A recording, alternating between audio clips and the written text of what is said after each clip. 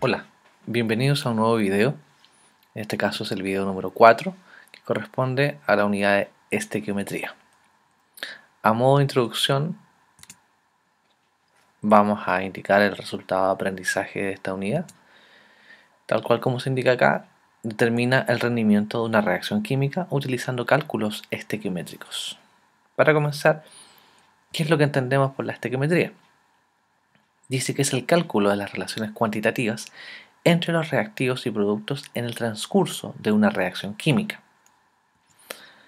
¿Qué es lo que es una reacción química? Se produce cuando hay una modificación en la identidad, en la estructura de las sustancias intervinientes.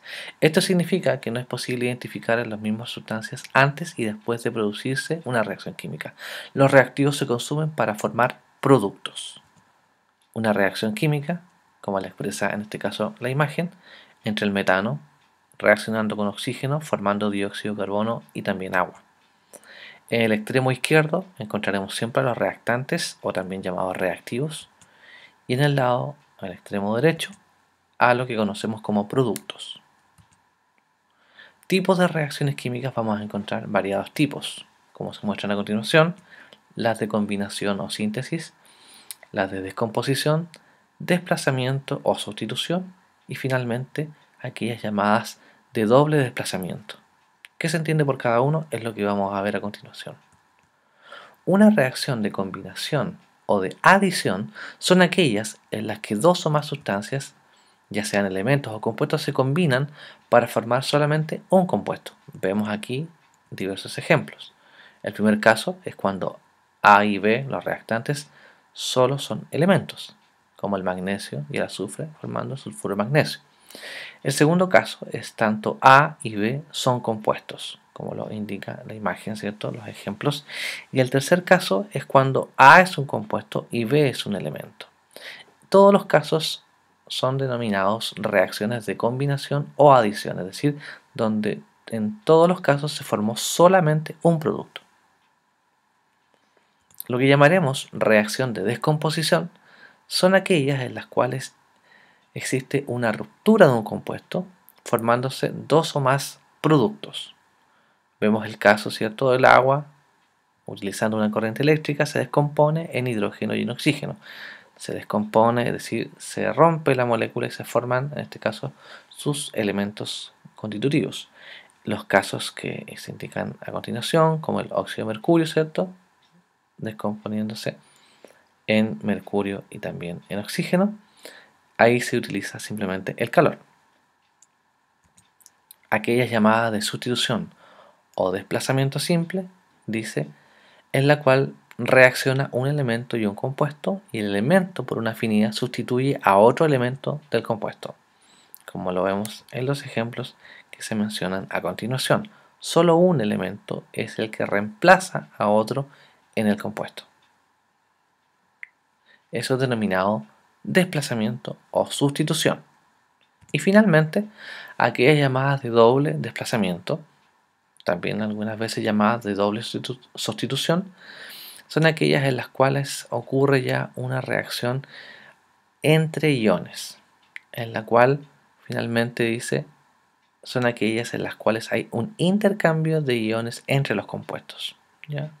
Esos son los ejemplos que se mencionan, por ejemplo, en este caso, el ácido clorhídrico con el hidróxido de sodio, formando cloruro de sodio, agua y también, en este caso, calor. Importante mencionar que existen leyes que están involucradas en este capítulo, por ejemplo, la ley de conservación de la masa y la ley de las proporciones definidas. La ley de conservación de la masa ya la habíamos estudiado anteriormente, sin embargo la vamos a mencionar nuevamente. Dice que la masa total de las sustancias presentes después de una reacción química es la misma que la masa total de las sustancias antes de la reacción. Ahí se muestra el caso del hidrógeno gaseoso con el cloro gaseoso formando ácido clorhídrico. Si nos damos cuenta, las masas siempre se suman y finalmente se conserva en el producto. ¿Ya? Algo importante es que la ecuación debe estar balanceada para poder cumplir con esta ley. Es lo que llamamos el balance de la ecuación química. ¿Ya? Una ecuación química es simplemente una descripción simbólica de una reacción química. Las ecuaciones las empleamos para describir a las reacciones, en donde obviamente vamos a obtener información, como por ejemplo cuáles son las sustancias que van a reaccionar, cuáles son los productos que se formarán, las cantidades relativas de las sustancias que participan en la reacción. Ahí observamos un caso entre el hidrógeno y el oxígeno formando el agua. Esa ecuación a simple vista no está balanceada, ya que tenemos 2 de hidrógeno, tenemos 2 de oxígeno. En tanto, en el extremo de los productos tenemos 2 hidrógenos, pero solamente un oxígeno. Por lo cual, vamos a hacer uso de los llamados coeficientes estequiométricos. Para ello, simplemente son números que vamos a colocar delante de las moléculas. Para eso, para poder tener balanceado en ambos lados a los elementos. Y como ya vimos anteriormente, era el oxígeno el que estaba desbalanceado, por lo tanto, se incluye un 2 en la molécula de agua para dejar al oxígeno balanceado con 2, al igual que en el caso de los reactivos. Y finalmente también se incluye un 2 para poder balancear el hidrógeno en 4. Y así observamos que ahora está totalmente balanceada esa ecuación. El símbolo, cada uno de estos símbolos que están en las ecuaciones se leen. El símbolo más se lee como reacciona con, mientras que el símbolo de la flecha se lee como produce o se formará. ¿Ya?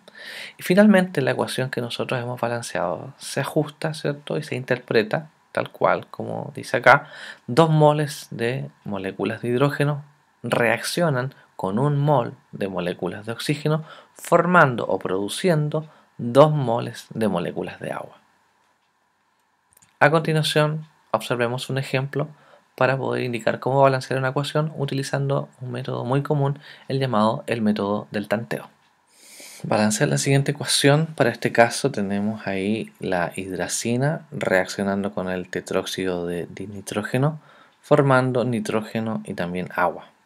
Lo primero que vamos a hacer cada vez que queramos balancear una ecuación utilizando un método como el tanteo, vamos a realizar una inspección. En este caso nos vamos a dar cuenta que en el lado de los reactantes tenemos 4 nitrógenos, tenemos 4 hidrógenos y también tenemos 4 oxígenos.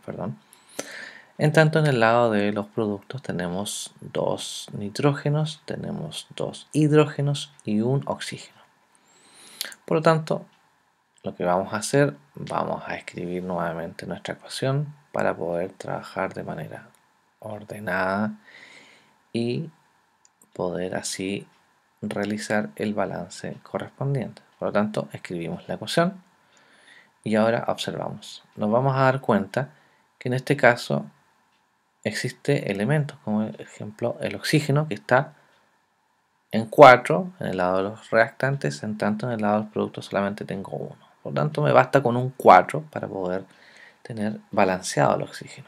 Sin embargo, ahora me doy cuenta que para el caso del hidrógeno tengo 8 en el lado de los productos y en el lado de los reactivos solamente tengo 4 hidrógenos. Por lo tanto, con un 2 puedo balancear al hidrógeno.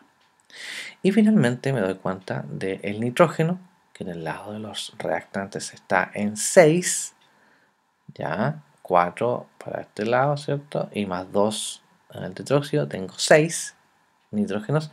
Y en el lado de los productos solamente tengo 2. Me bastaría un 3 para lograr el balance y dejarlo en 6. Así finalmente la ecuación está balanceada para todos los elementos correspondientes, en 6 para el nitrógeno, en 8 para el hidrógeno y en 4 para el oxígeno. Así tenemos nuestra ecuación balanceada. La ley de las proporciones definida nos dice que todas las muestras de un compuesto tienen la misma composición, es decir, las mismas proporciones en masa de los elementos constituyentes. Por ejemplo, en cualquier muestra de agua pura siempre habrá 2 átomos de hidrógeno por cada átomo de oxígeno, y la proporción de masa entre ambos será siempre de 88,81% de oxígeno y 11,20% de hidrógeno.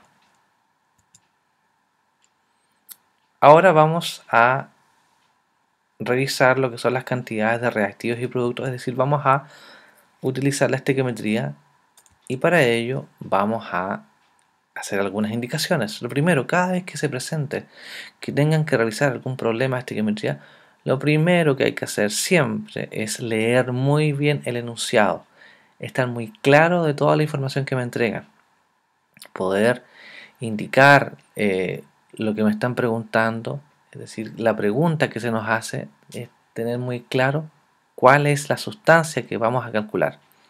Anotar, por lo tanto, los datos es esencial, balancear la ecuación química, sin ello todos los cálculos que yo realice estarán erróneos, y calcular moles en los casos de que sea necesario de requerirlo. No siempre será, pero hay que tener claro que muchas veces los moles son fundamentales para estos cálculos estequiométricos.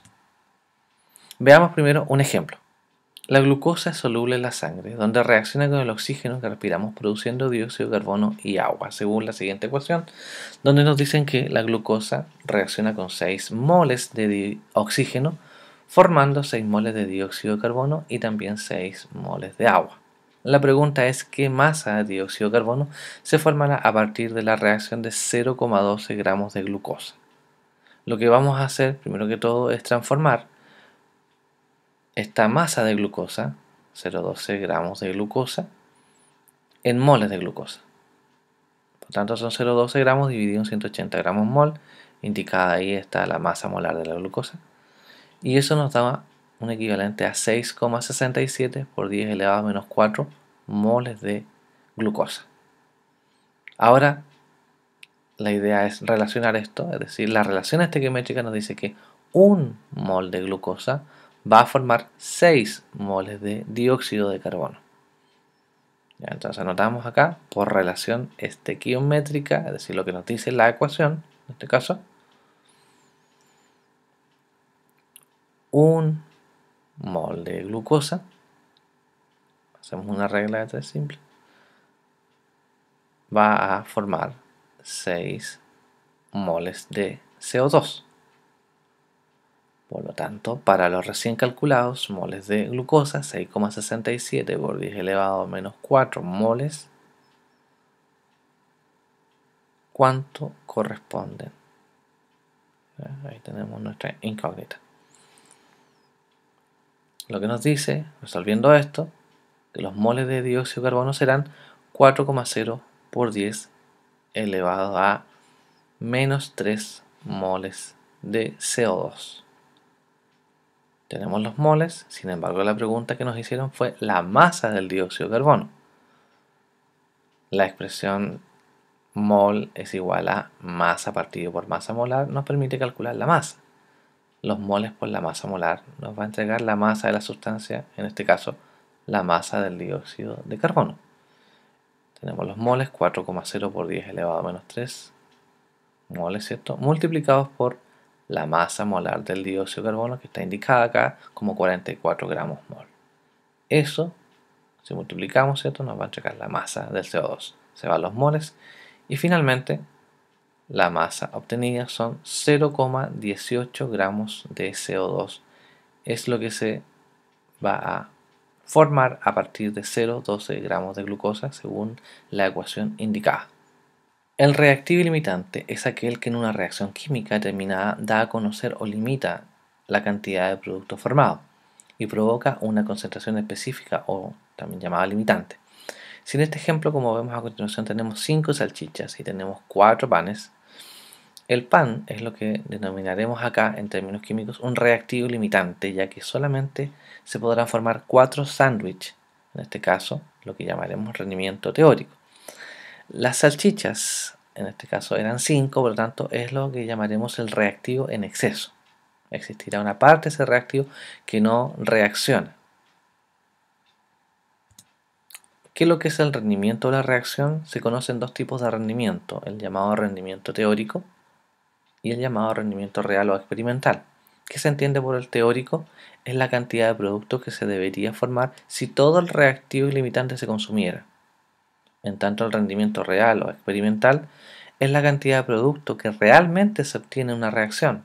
Es decir, cuando nosotros en el laboratorio realizamos una reacción química, lo que estamos obteniendo es un rendimiento real. Lo que hacemos muchas veces a través de cálculos estequiométricos son los llamados rendimientos teóricos. Se puede obtener una relación entre rendimientos, es lo que llamamos el porcentaje de rendimiento. que simplemente es la división del rendimiento real en gramos partido por el rendimiento teórico, multiplicado por 100, debido a que es un porcentaje. A esto llamamos el porcentaje de rendimiento. Veamos entonces a continuación un ejemplo en el cual vamos a calcular tanto reactivo limitante y también el porcentaje de rendimiento para una ecuación. De acuerdo con la siguiente reacción entre el ácido nítrico y el carbonato de calcio formando nitrato de calcio más dióxido de carbono y agua. Dice, si se mezclan 80 gramos de ácido nítrico con 90 gramos de carbonato de calcio, ¿cuántos gramos de nitrato de calcio se formarán? Y la pregunta B dice, ¿cuál es el porcentaje de rendimiento si al realizar la reacción en un laboratorio se formaron 86 gramos de nitrato de calcio? Por lo tanto, lo primero que vamos a realizar es el balance de la ecuación. Anotamos nuestra ecuación química entre el ácido nítrico y el carbonato de calcio, formando nitrato de calcio y también dióxido de carbono más agua. Nos damos cuenta de inmediato que la ecuación no está balanceada porque observamos para el caso del hidrógeno que tenemos en el lado de los reactivos un solo hidrógeno, en tanto en el extremo de los productos tenemos dos hidrógenos. Lo mismo pasa con el nitrato, que lo observamos en el lado de los reactivos como 1 y acá está en 2. Por lo tanto, podemos indicar un 2 en la molécula de ácido nítrico y con eso estaremos balanceando toda la ecuación. Si nos damos cuenta y hacemos ahora nuestro conteo, nos vamos a ver, ¿cierto?, que hay dos hidrógenos, hay dos nitrógenos, sumamos 9 oxígenos, un calcio y un carbono.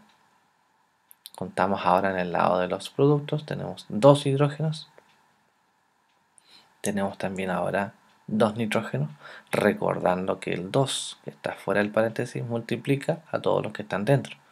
Entonces tenemos dos nitrógenos. Si contamos ahora los oxígenos, 3 por 2 son 6, sumamos a eso 2 que tenemos en el dióxido de carbono más 1 en el agua, por lo tanto tenemos 9 oxígenos.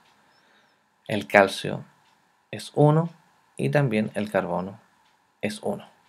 Así tenemos nuestra ecuación balanceada y con ella ahora podemos trabajar.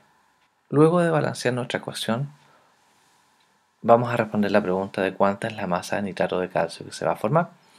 Y nos damos cuenta, ¿cierto?, que tenemos tanto el ácido nítrico como el carbonato de calcio como datos. Entonces acá lo que vamos a tener que dilucidar primero es cuál de ambos es el reactivo limitante. Para poder determinar esto, lo que hacemos es lo siguiente. Vamos a calcular los moles de cada uno. Primero el ácido nítrico, ¿cierto? 80 dividido en su masa molar, 63 gramos mol. Hacemos el cálculo respectivo. Nos vamos a dar cuenta que para ese caso tenemos 1,27 moles. Hacemos el cálculo ahora para el carbonato de calcio, donde son 90 gramos dividido en 100,08 gramos mol. Obtenemos acá entonces nuestros moles, que son 0,90 moles. Para poder saber cuál es el limitante, lo que hacemos es relacionar ambos reactivos. ¿Ya? Entonces utilizamos la relación estequiométrica que se indica en esta ecuación. Es decir, para que reaccionen 2 moles de ácido nítrico, se requieren, según esta ecuación, 1 mol de carbonato de calcio. Por lo tanto, veamos qué sucede si yo tengo 1,27 moles de ácido nítrico. Es decir, ¿cuánto requiero para que reaccionen todo eso? Necesito de carbonato de calcio 0,64 moles de carbonato de calcio. Eso es lo que yo necesito para que reaccione todo el HNO3. Entonces, con esto nosotros nos damos cuenta que se requieren 0,64 moles de carbonato de calcio y existen, según la información entregada, 0,90 moles de carbonato de calcio. Por lo tanto, nos damos cuenta que hay más carbonato de calcio del que se requiere. Eso es definido como un reactivo en exceso. Por lo tanto, entonces, el ácido nítrico será nuestro reactivo limitante. Eso es lo primero que tenemos que determinar en este problema. Cuando ya sabemos cuál es el reactivo limitante, sin ningún problema ahora podemos determinar cuál es la masa del producto que se va a formar. Para ello, lo que vamos a hacer, vamos a utilizar la relación estequiométrica existente entre el reactivo limitante y el producto, en este caso, nitrato de calcio que se formará. Así entonces, 2 moles de ácido nítrico, según esta ecuación, formarán 1 mol de nitrato de calcio. Por lo tanto, para los 1.27 moles de ácido nítrico se formarán, en este caso, ¿cierto?, 0,64 moles de nitrato de calcio. Da la ocasión que en este caso dio un valor similar para lo que se había calculado anteriormente, para el reactivo en exceso, pero eso se da netamente porque los factores estequiométricos eran 1 y 1. Calculemos la masa entonces, 0,64 moles del nitrato de calcio multiplicados por su masa molar, 164,08 gramos mol. Por lo tanto, la masa que se va a formar, según lo que nos indica el reactivo limitante y la relación estequiométrica, es de 105,01 gramos de nitrato de calcio.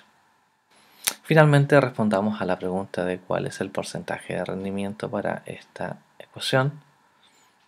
¿Ya? El porcentaje de rendimiento, recordando que se define como el rendimiento real, o también llamado rendimiento experimental, dividido por el rendimiento teórico multiplicado por 100. El rendimiento experimental es lo que se nos entregó en la letra B, donde nos decían que era de 86 gramos lo que se estaba formando. En tanto, el rendimiento teórico es el que acabamos de calcular para el nitrato de calcio.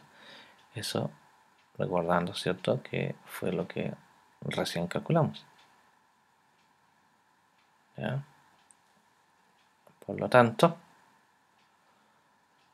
son los 105,01 gramos multiplicados por 100. Así obtenemos finalmente nuestro porcentaje de rendimiento para esta reacción de 81,90%. Veamos finalmente un ejemplo donde vamos a trabajar estequiometría, pero con gases.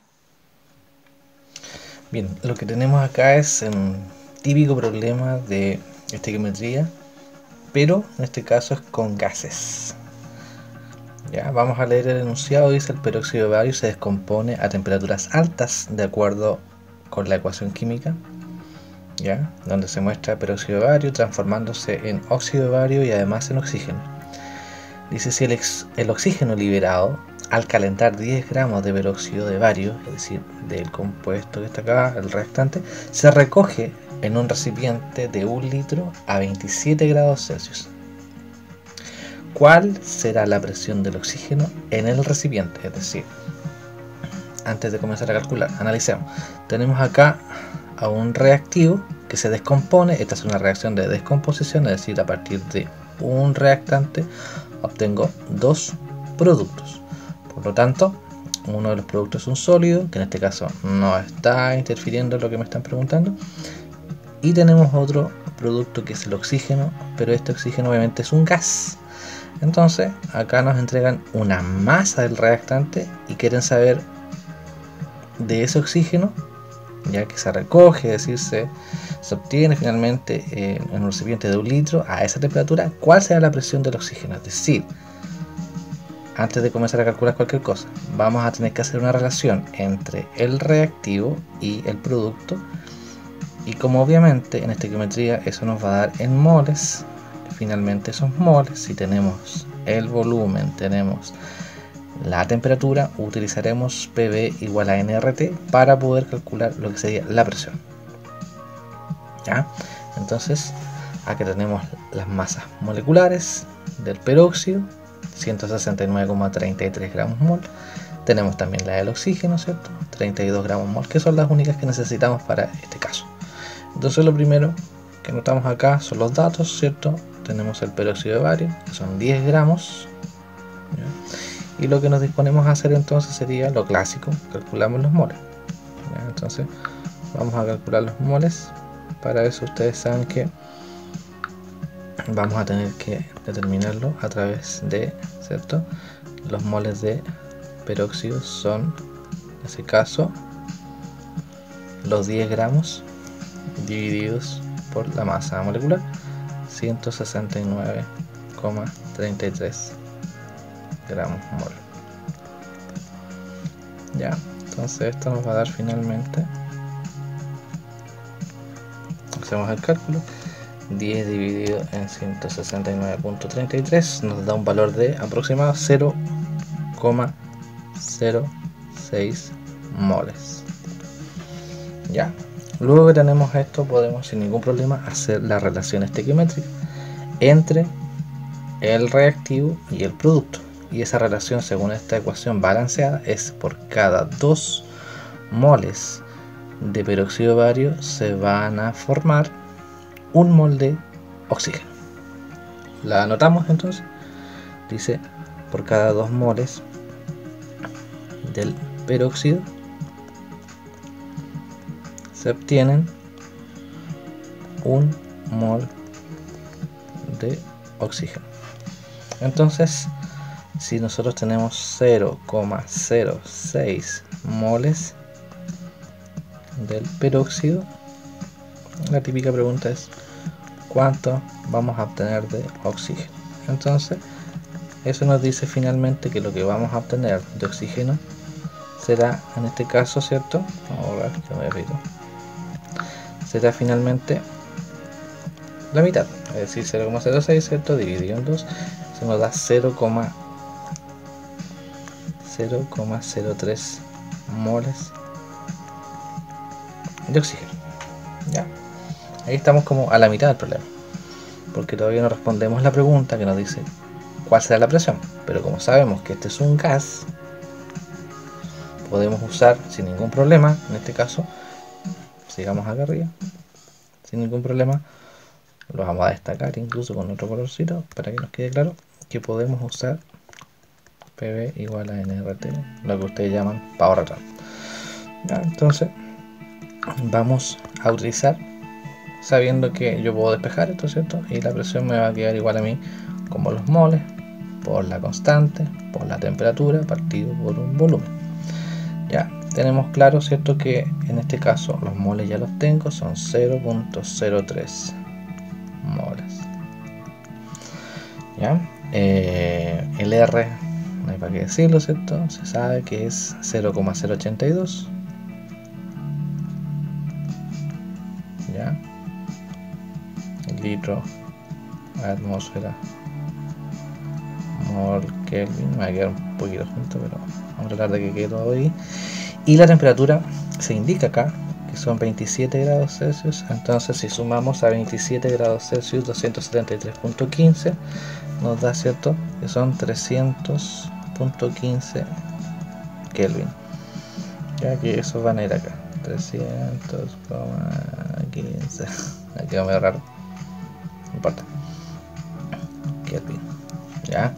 Y el volumen lo indica también, es 1 litro. ¿Ya? Por lo tanto, trato de hacerlo un poco más acá. Entonces se nos van los moles con los moles, se nos va Kelvin con el Kelvin que tengo acá, ¿cierto? Se nos va el volumen con el volumen, y esto nos va a dar finalmente en atmósfera. ¿Ya? Entonces calculamos serían 0.03 por 0,082 por 300.15 y todo dividido por un litro. Eso finalmente a ustedes les debería dar un valor similar a 0,74 atmósferas. Esto está aproximado con los decimales. Y eso finalmente sería la respuesta a nuestro problema. Ya, por lo tanto, si lo queremos dejar, ya la presión ya que ejerce número 2 es 0,74 atm. Y eso sería finalmente. Ya, no olvidarse de, bueno, en este caso la ecuación está balanceada, si no es así, aquí igual hay que revisarla, ¿cierto?